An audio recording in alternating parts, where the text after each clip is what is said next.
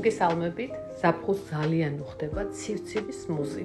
მოდით ერთად მოვამზადოთ. ამისთვის დაგჭირდებათ 200 გრამი მარწყვი, რომელიც უნდა გავრეცხოთ და გავარჩიოთ. 200 გრამი ცივცივი რძე. მოვათავსოთ ბლენდერში. ჩავყაროთ გარეცხილი და გასუფთავებული მარწყვი. ჩავაყაროთ ცოტაოდენი ვანილი, 2 ჩაის კობზი შაქარი და დავაბლენდეროთ.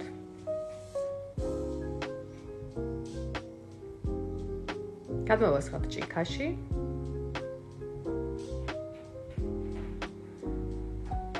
ჩავაგდოთ 2 ბურთულა ნაყინი.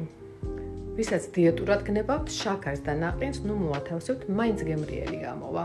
მაშასე მოამზადეთ და გემრიელად მიირთვით.